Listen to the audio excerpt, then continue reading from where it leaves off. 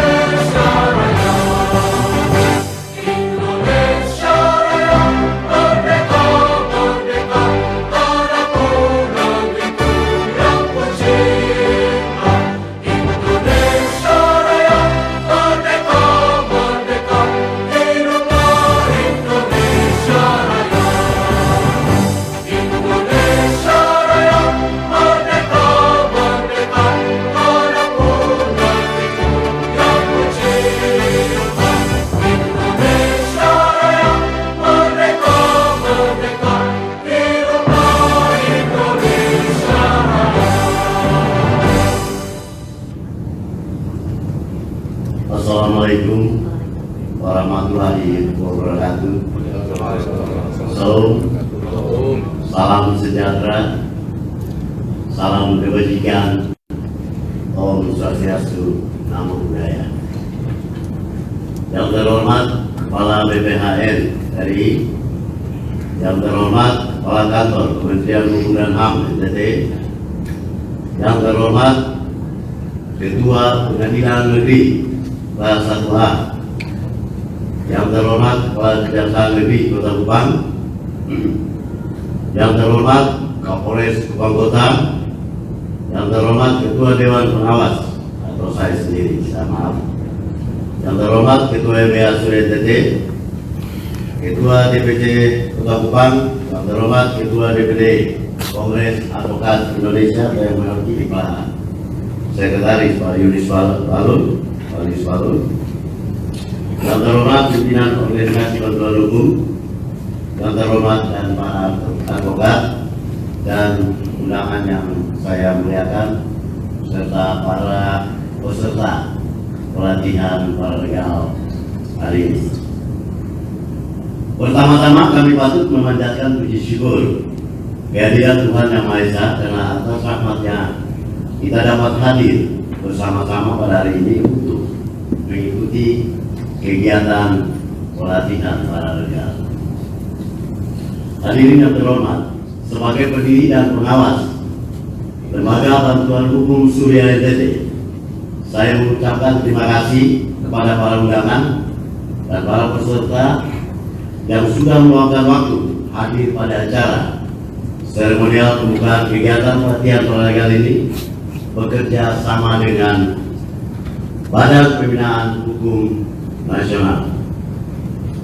Puji syukur hingga saat ini LBH Surya NTT berdiri sejak tanggal 20 Oktober 2012. Dan saat ini LBH Surya NTT menjadi lembaga bantuan hukum yang terverifikasi dan terakreditasi satu-satunya di Kota Kupang sejak tahun 2019 atas berkat kerjasama semua pihak. Dapat saya sampaikan bahwa selama kurun waktu kurang lebih 7 tahun, LBH Surya NTT berdiri sudah banyak menghasilkan advokat profesional dan paralegal yang berkompetensi. Saya mendirikan lembaga bantuan hukum Suriah NTT ini termotivasi oleh karena banyak warga, khususnya warga NTT yang sangat tidak mampu bila terbentur masalah hukum. Mereka sulit sekali mendapatkan pendampingan hukum dari advokat karena keterbatasan ekonomi. Saya tergerak oleh karena saya dulu seorang jurnalis, saya pemilik koran di luar. Saya saat itu tidak bisa melakukan apa-apa ketika masyarakat yang tidak mampu mengalami persoalan hukum. Saya hanya bisa memberitakan dan memberitakan, tapi saya lihat tidak ada perubahan. Oleh karena itu tergerak hati saya dari seorang jurnalis lapangan, pemilik media, dan juga pernah menjadi pemberitahu TV 3 tahun. Akhirnya saya mencoba berdiskusi dengan beberapa teman ketika itu di pasca sarjana, dan ada beberapa rekan saya pasca sarjana waktu itu. Salah satu yang saya tunjuk sampai dengan saat ini adalah suami saya dari Flores Timur. Di kampung-kampung pun mereka tidak sanggup membayar pengacara. Artinya mereka pasrah menerima keadaan ketika terkena masalah itu. Kesepakatan idealis inilah saya bilang Ibu Eni dan kita SMA, ayo kita ke notaris, kita dirinya LBH pada saat itu 2018. Dan akhirnya kita berjalan sudah 7 tahun kurang lebih masih bersama-sama, dan sudah ribuan orang miskin. Ketika datang di kantor saya bilang jangan tanya harga dari kami, tolong kasih kronologis perkara kalian dan bayar kami dengan doa. Dan puji Tuhan sampai dengan hari ini teman-teman saya idealis dengan saya dan Ibu Ketua, Ibu Nita, masih tetap berjalan dengan komitmen idealisnya, melayani dengan tulus, melayani dengan ikhlas. Karena kami berkeyakinan orang yang berdoa dan bekerja pasti diberkati Tuhan. Sehingga di otak kami orang-orang DPH tidak tercatat sedikit pun uang berapa dan ada uang tidak. Walaupun kecil negara menghargai kita, tapi puji Tuhan negara telah memperhatikan untuk mengadvokasi masyarakat yang tidak mampu.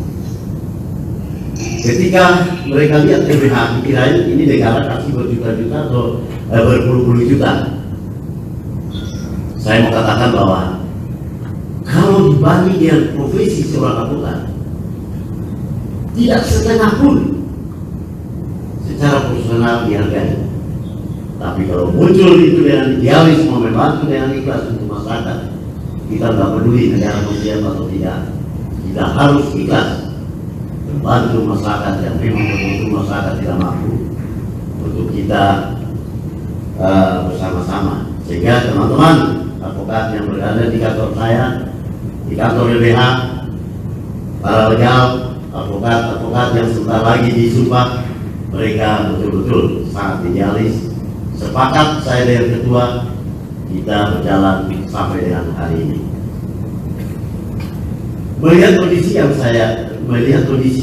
seperti pada saat saya menjadi jurnalis, saya terpanggil pada saat itu untuk dirikan lembaga bantuan hukum agar bisa saya membantu masyarakat miskin. Dan puji Tuhan saat ini LBH Suriah NTT terus eksis membantu masyarakat kurang mampu. Saya ketika bilang ketua, coba dicek negara siapkan nggak kita adakan pelatihan para legal untuk tiba anggaran kegiatan seperti ini. Tidak ada Pak Heri. Oke, kita berulang. Saya panggil kita rekan-rekan advokat, para legal, ayo kita buat ini, kita sampaikan ke BPHN kalau kita ingin buat. Akhirnya terkumpul dana dan memang dana pas kita kumpul 10 juta. Dan ini dana yang benar-benar kita keluarkan dari swadaya teman-teman yang ada dalam lembaga bantuan hukum Surya NTT. Bagi orang lain mungkin itu kecil, tapi bagi kami ini sangat berharga. Sehingga saya berharap sekali kepada rekan-rekan yang hadir ikut pelatihan ini. Memang kami hanya menyiapkan 2 kali sehari, 1 kali makan siang. Tapi itulah kemampuan kami. Dari kekurangan kami ingin ikut memberikan kepedulian ini kepada rekan-rekan supaya rekan-rekan di tengah masyarakat bisa melakukan yang terbaik sebagai pengetahuan kita untuk kepada masyarakat di sekitar minimal dengan tatapan doa kita restorasi justice. Jangan gara-gara tanah sejengkal ribut sampai berantem. Ada kita yang pernah mengikuti pelatihan ini, bapak mama pendekatan persuasif dan bisa terjadi perdamaian dan damai itu indah. Hadirin yang saya hormati, para legal itu bukan advokat, namun memiliki pengetahuan di bidang hukum, baik hukum materi maupun hukum acara. Dengan adanya penguasaan advokat atau organisasi bantuan hukum yang berperan membantu masyarakat mencari keadilan. Jadi gini, ketika para legal yang telah mengikuti pelatihan ada mendapatkan sesuatu masalah di tengah masyarakat, tidak usah sungkan-sungkan datang ke advokat. Kalau memang dia mentok, tidak usah sungkan-sungkan datang ke LBH. Pak, di tengah masyarakat ini ada begini, saya pernah ikuti pelatihan para legal. Saya mau solusi biar saya bisa kembali untuk sampaikan. Jadi ketika kita sebagai peserta yang telah mengikuti pelatihan para legal, sekali lagi saya katakan, kalian bukan advokat, tapi tidak usah sungkan-sungkan ketika menemui masalah di lapangan dan tidak bisa menyelesaikan, datang konsultasi dengan para advokat atau dengan lembaga bantuan hukum terdekat. Setiap para legal yang diikuti oleh lembaga bantuan hukum wajib didaftarkan sebagai pelaksana bantuan hukum kepada BPHN melalui aplikasinya Sistem Informasi Database Bantuan Hukum atau SIDBANHUK, sehingga para legal yang memberikan bantuan hukum kepada masyarakat itu dapat dimonitor oleh LBH yang terakreditasi dan satu-satunya di Kota Kupang. Dan kebetulan kami di seluruh NTT sudah membuka kantor cabang dan dengan memiliki kualitas advokat yang sangat baik, dan sudah kami terapkan hal ini. Jadi setiap para legal yang terdaftar pada kami itu semua kita sudah melaporkan ke BPHN, dan itu sistem informasinya memang harus kita laporkan A, B, C, D supaya para legal pada LBH yang terakreditasi. Untuk itu pelatihan yang dimaksud kita dapat meningkatkan pengetahuan keterampilan dan sikap para legal mengenai prinsip negara hukum, demokrasi kewarganegaraan, bantuan hukum, struktur masyarakat, hak asasi manusia, teknik komunikasi, sistem peradilan Indonesia, penyusunan dokumen laporan, pengaduan dan kronologis serta alternatif, dispute resolution atau ADR. Pelatihan ini dilaksanakan sesuai Permenkumham Nomor 1 Tahun 2018 tentang para legal dalam memberikan bantuan hukum. Jadi ada runut hukumnya, kita melakukan pelatihan para legal ini ya, payung hukumnya ada. Hadirin yang terhormat, harapan saya ke depan dengan adanya pelatihan ini dapat menambah pengetahuan di bidang hukum, baik hukum material maupun hukum acara, dengan pengawasan advokat dan organisasi lembaga bantuan hukum kepada masyarakat di sekitar minimal lingkungan kita tempat tinggal, ataupun ketika kita ke daerah pesisir atau kemanapun, bila menemui ada persoalan-persoalan yang kita anggap itu adalah pikiran atau persoalan ringan, dapat kita selesaikan secara baik. Ingat bahwa damai itu indah. Terima kasih. Wassalamualaikum warahmatullahi wabarakatuh. Salam, salam sejahtera, Om Santi Santio, Namo Buddhaya.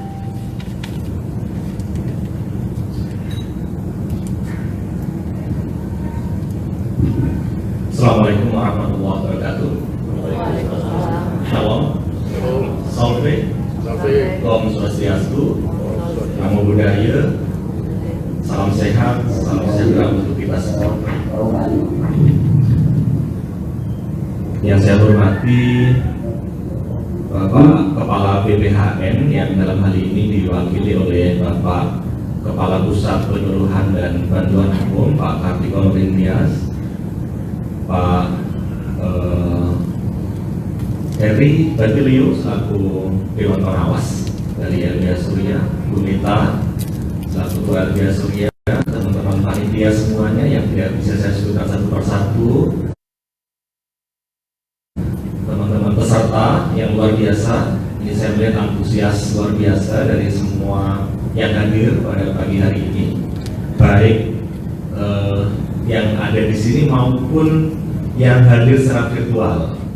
Tadi saya sempat berbincang dengan Pak Heri dan Bu Nita, juga Pak Don, bahwa LBH Surya sudah punya banyak sekali cabang, ada 10 cabang di sini, dan informasinya semua cabang pada hari ini datang secara virtual ya.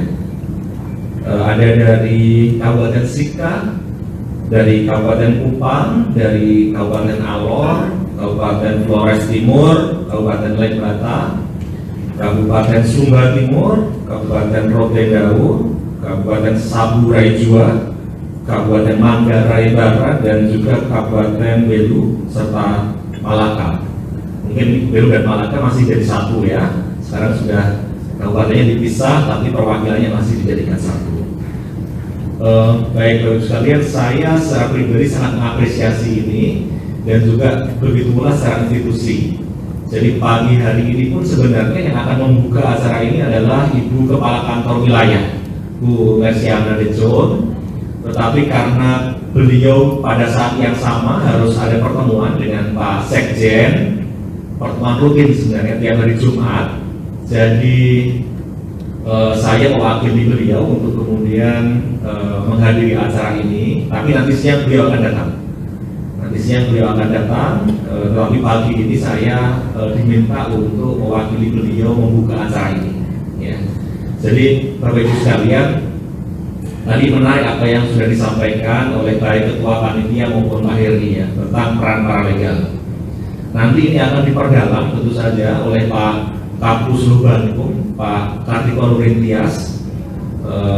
Kami sangat berterima kasih Pak Kartiko sudah berkenan untuk hadir di acara ini.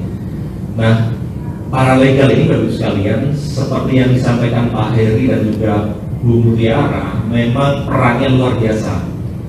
OBH yang terakreditasi ini kan sebenarnya menjalankan peran untuk memberikan bantuan hukum gratis kepada orang miskin.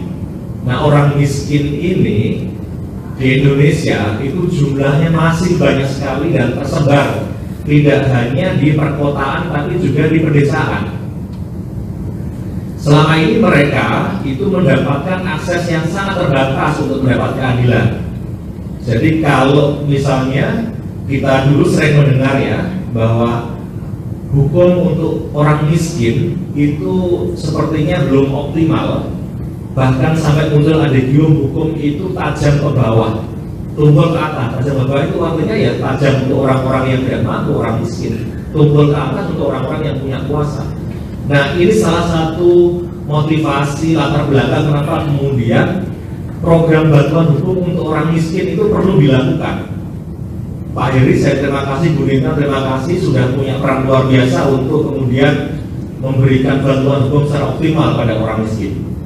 Nah, aktor dalam rangka untuk memberikan bantuan hukum ini setidaknya ada 2 ya di OBH terakreditasi. Yang pertama adalah advokat, yang kedua adalah paralegal. Di samping ada elemen lain yang support OBH terakreditasi ini. Nah, pada pagi hari ini dan mungkin beberapa hari ke depannya karena nanti Pak Kartiko juga akan menyampaikan ada model pelatihan yang memang tidak bisa satu kali. Nanti akan kita dengarkan lebih jauh dari beliau bagaimana teknisnya. Tapi intinya Bapak Ibu sekalian, paralegal ini memang dimaksudkan untuk membackup peran dari advokat yang juga masih terbatas. Jadi kita ini masih punya akses yang terbatas, ya. Pengadilannya terbatas, sistem peradilan formal terbatas, dan oleh karena itu maka kemudian advokat juga terbatas. Nah, peran paralegal di mana? Peran paralegal itu justru untuk memberikan jalan keluar, karena peradilan formal itu juga terbatas. Maka kalau kita amati dalam perkembangannya dulu, paralegal itu memang diberikan kesempatan untuk tidak hanya masuk di ranah non litigasi tapi juga litigasi. Permen Kumham 1 2018 itu waktu itu masih memungkinkan paralegal bisa membantu menyelesaikan perkara di peradilan untuk litigasi. Tetapi kemudian ada keputusan Mahkamah Konstitusi, ada putusan Mahkamah Agung yang menyatakan bahwa paralegal itu hanya diberikan porsi pada ranah non litigasi, berarti di luar peradilan formal. Ini kemudian ditindaklanjuti oleh Permen Kumham nomor 3 tahun 2021. Jadi baru saja Bapak sekalian, Permen Kumham 3 2021 dalam rangka untuk menindaklanjuti dari putusan Mahkamah Agung yang kemudian memberikan batasan paralegal hanya menyelesaikan masalah non litigasi. Nah, apakah ini kemudian mempersempit ruang paralegal? Tidak, Bapak Ibu sekalian. Jangan dimaknai bahwa dengan putusan Mahkamah Agung dan kemudian Permen Kumham 3 2021 itu ruang gerak paralegal menjadi terbatas. Tidak, karena apa? Yang tadi saya katakan, ruang non litigasi itu luas luar biasa. Ya, Bapak Ibu sekalian perlu dipahami bahwa yang tadi saya katakan, masyarakat miskin itu tidak hanya tersebar di perkotaan tapi juga di desa-desa. Di desa-desa itu sebenarnya ada banyak ruang untuk menyelesaikan masalah melalui forum mediasi atau istilah Pak dari Bajelil tadi restoratif justice. Ada banyak ruang-ruang yang bisa diberikan di sana. Oleh karena itu sebenarnya kami sendiri berharap bahwa kalau ada masalah, ya, sepanjang bahwa sistem hukum kita memperbolehkan diselesaikan di luar peradilan, kita selesaikan di luar peradilan. Ya, menyelesaikan perkara di pengadilan itu jalan terakhir. Kecuali untuk masalah-masalah yang memang harus diselesaikan di peradilan formal, masalah pidana misalnya, itu tidak bisa kemudian kita selesaikan secara keluarga dan secara mediasi. Ya, ada pidana dengan kualifikasi tertentu yang masih diperbolehkan, tetapi secara umum harus diselesaikan dengan pengadilan formal. Ya, mekanisme restoratif justice hanya untuk kualifikasi tertentu. Nah, tapi perdata dan lain-lain, ya, itu bisa diselesaikan dengan mekanisme di luar peradilan formal. Nah, ini yang saya betul-betul harapkan, karena begini Bapak Ibu sekalian, kalau semua masalah kita dorong melalui mekanisme pengadilan formal, pengadilan kita yang terbatas itu juga akan overload. Ya, data yang saya dapat beberapa tahun yang lalu itu sudah menunjukkan tumpukan perkara sampai puluhan ribu di Mahkamah Agung. Jadi kalau kemudian kita bisa bantu untuk mengurai masalah ini di luar peradilan, maka itu merupakan sebuah pencapaian yang luar biasa. Nah, Bapak Ibu sekalian, selain kita memberikan peran kepada paralegal untuk menyelesaikan perkara, ya, paralegal itu juga punya peran di luar penyelesaian perkara. Jadi ada peran preventifnya. Bukan hanya ada masalah kemudian baru diselesaikan, tapi memberikan penyadaran hukum. Bagaimana paralegal itu juga bisa membantu untuk meningkatkan kesadaran hukum masyarakat. Melalui apa? Nah, ini ada pengertian khusus di dalam Undang-Undang Bantuan Hukum beserta dengan peraturan pelaksananya, termasuk di Permen HAM 3/2021. Yang namanya non-litigasi tidak hanya dimaknai menyelesaikan perkara di luar peradilan, tetapi juga melakukan kegiatan-kegiatan penyadaran hukum melalui apa? Penyuluhan, pemberdayaan masyarakat. Artinya apa? Ada fungsi edukasi. Jadi Bapak Ibu sekalian, ketika nanti kemudian selesai melaksanakan pelatihan ini, itu juga bisa membantu mengedukasi masyarakat agar punya kesadaran hukum yang tinggi. Nah, itu kenapa kemudian pada hari-hari terakhir negara, pemerintah betul-betul menjaga agar paralegal itu memiliki kualitas yang baik. Ya, tentu saja kita berharap ada jumlah paralegal yang terus bertambah, kuantitas bertambah, tapi kualitasnya juga harus bertambah. Kualitasnya harus meningkat. Kenapa? Karena dia punya fungsi yang tidak hanya menyelesaikan masalah di luar peradilan, tapi juga pemberdayaan masyarakat, peningkatan kesadaran hukum masyarakat. Nah, oleh karena itu maka kemudian sekarang ini kita ada upaya untuk terus meningkatkan kualitas pelatihan paralegal. Pelatihan paralegal yang berkualitas itu akan melahirkan paralegal yang berkualitas. Karena apa? Karena nanti keadilan yang akan diberikan, yang akan dilayani oleh advokat maupun paralegal itu juga diharapkan merupakan keadilan yang berkualitas. Percuma kalau kita membantu masyarakat miskin misalnya, sekedar membantu, oh ya gratis, gak ada biaya, tapi kualitasnya kemudian tidak bisa kita jaga.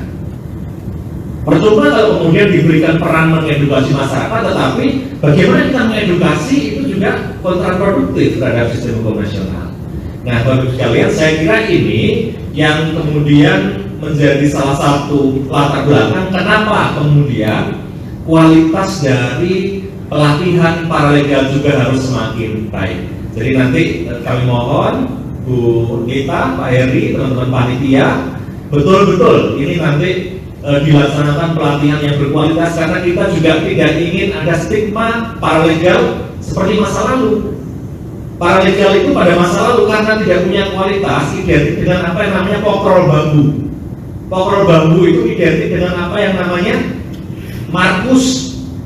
Jadi kayak makelar kasus begitu. Ya, ini jangan sampai kemudian ada kejadian semacam itu. Kita sama-sama jaga, dan saya meyakini bahwa teman-teman di LBH Surya dengan idealisme yang tadi sudah disampaikan Pak Heri itu mampu untuk menjaga kualitas dan idealisme kita semua. Ya, jadi betul-betul ini upaya luar biasa dan harapan saya luar biasa. Saya optimis kita akan bisa meraih kualitas paralegal yang baik dengan pelatihan yang nanti akan dilaksanakan. Baik Bapak Ibu sekalian, saya kira itu saya tidak berpanjang lebar lebih lama, nanti akan diperdalam di sesi materi, dan dengan demikian maka pelatihan paralegal yang dilaksanakan oleh LBH Surya yang bekerjasama dengan Badan Hukum Nasional, Kementerian Hukum dan HAM, dan juga kantor wilayah Kementerian Hukum dan HAM Nusa Tenggara Timur secara resmi saya nyatakan dibuka.